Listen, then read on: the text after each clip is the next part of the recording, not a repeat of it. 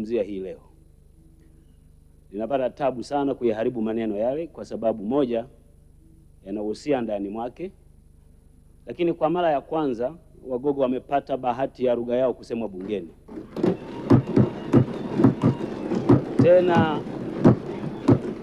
Tena kupitia waraka wa wazee wa Kigogo.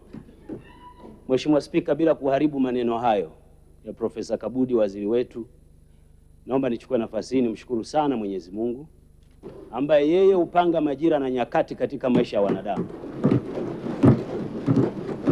Tunamshukuru Mungu sana, kwanza kwa zawadi ya uzima na afya, lakini kwa kufanya tukio hili litokee tukiwa hai, tukiwa tunaona. Pili, namshukuru sana, na kama walivyosema wenzangu, tunamshukuru sana Mheshimiwa Rais kwa kumwona kijana mwenzetu ndani ya bunge hili ambaye wengi tumefanya naye kazi, akaona kuwa inafaa mteue yeye kuwa msaidizi wake wa karibu, na kwa maana hiyo ametuheshimisha sana wabunge, amewaheshimisha sana vijana, na kubwa zaidi Chama cha Mapinduzi ambacho kimempendekeza kumleta hapa kwenye ukumbi huu. Mheshimiwa Spika, sitaki kutoa siri za vikao, lakini nataka kutoa ushuhuda mdogo. Shangwe ninayoiona hapa baada ya jina la mwenzetu ndugu yetu Deogratius John Ndejembi ilikuwa hivyo hivyo kama mjumbe wa halmashauri kuu ya taifa nilikuwa kwenye kikao baada ya Mheshimiwa Rais kuleta lile jina. Chama cha Mapinduzi halmashauri kuu yake baada ya jina hili kutajwa, hakuna hata mmoja aliyekaa. Wote walisimama wakampongeza Mheshimiwa Rais kwa sababu ametuletea mtu sahihi. Mheshimiwa Spika, mwanadamu kwa asili hujulikana kwa namna tatu: ajijuavyo yeye, Mungu anavyomjua, na namna ambavyo wengine wanamjua. Hapa tunazungumzia namna moja ambavyo wanadamu wengine wanavyomjua Deogratius Ndejembi, na wote hapo wamezungumza, na hasara ya kuzungumza mwishoni ni kwamba utarudia waliosema wenzio, lakini faida ni kwamba unaweza ukafanya uchambuzi wa yale waliosema wengine. Moja ya mambo ambayo mimi napata faida kama mzungumzaji wa mwishoni ni kwamba yako mambo ambayo wote wanafanana katika kuyasema. Wanamzungumzia Deo kama mtu msikivu, na Mheshimiwa Spika, ukikaa na Deo Ndejembi ukazungumza naye, unaweza ukajiona una akili sana. Ana uwezo wa kukusikiliza hata kama anatofautiana na wewe. Deo ni mtu ambaye anakusikiliza ili akuelewe, si sawa na wengine wanaokusikiliza ili wajiandae kukujibu. Yeye atakupa muda, atakusikiliza, hata kama hakubaliani na wewe, Deo atakwambia nimekuelewa. Mheshimiwa Rais, tunamshukuru sana, ametuletea mtu sahihi.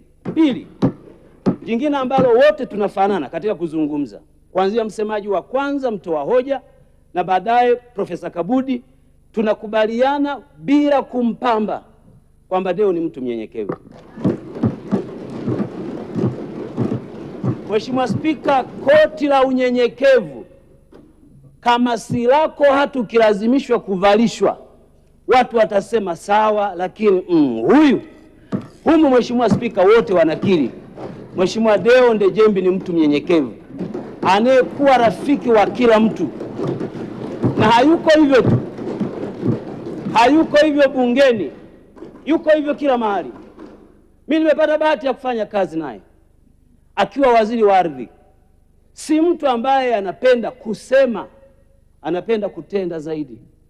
Deo angependa matendo yake yale yamzungumze yeye. Wakati fulani tulikuwa na kazi fulani tumetumwa, nikamwomba Mheshimiwa waziri wa ardhi, tumeandikiwa message ya mama analalamika Dar es Salaam juu ya kero ya kudhulumiwa ardhi yake. Nikamwita makamu wa rais mteule huyu, nikamwambia hili jambo liko kwenye sekta yako, twende ukatusaidie. Akaniambia nimelichukua. Hakurudi hata kwangu kuniambia, hakurudi hata kwenda kwenye media kutangaza. Niliona yule mama anarudi anakuja kunishukuru mimi. Nikamwambia yuko aliyefanya hiyo kazi. Akasema nimemtafuta kijana mpole yule, amenisaidia jambo hili nimehangaika nalo kwa muda wa mwaka mingi. Haya yanayosemwa ndani, Mheshimiwa Spika, wako maelfu na mamia ya Watanzania wangepata nafasi tulionayo humu ndani wangeyarudia kwa namna ile ile.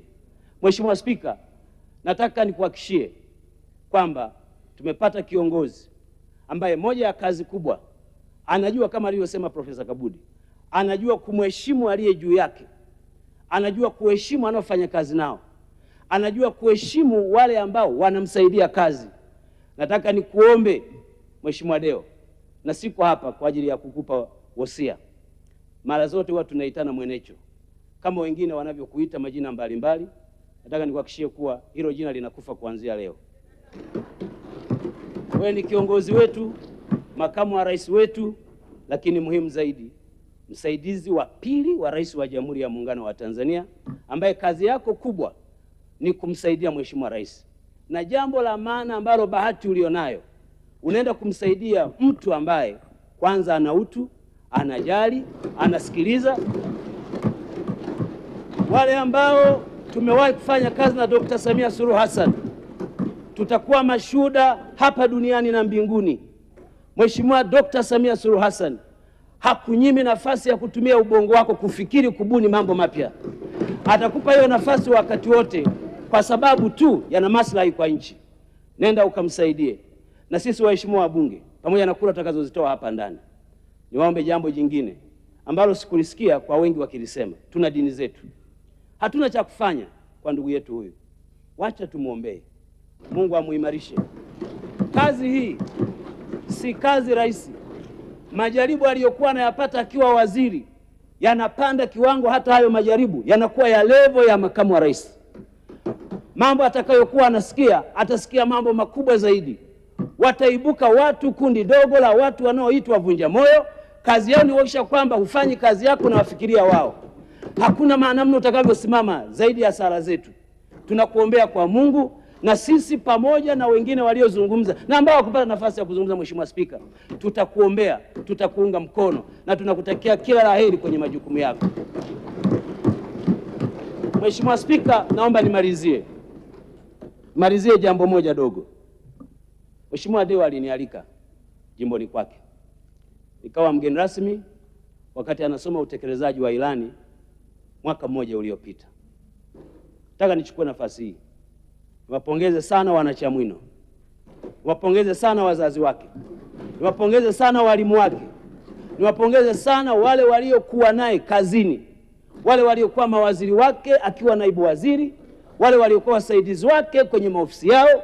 Walilea mtu ambaye kila mzazi hapa nchini angetamani kuwa na mtoto wa namna ile.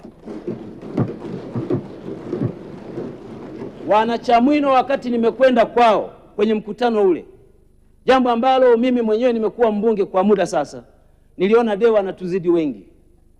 Alikuwa na uwezo katikati ya mkutano akakaa pembeni kwanza kusikiliza wananchi. Na mimi nilimwambia, Mheshimiwa, katika utaratibu wako ulionao wa kusikiliza wananchi bila kuchoka, bila shaka Mungu ana kitu cha ziada ndani yako. Na leo kimethibitika kwamba Mungu ameamua wewe uwe makamu wa rais. Tuwaombe wanachamwino, muombeeni mtoto wenu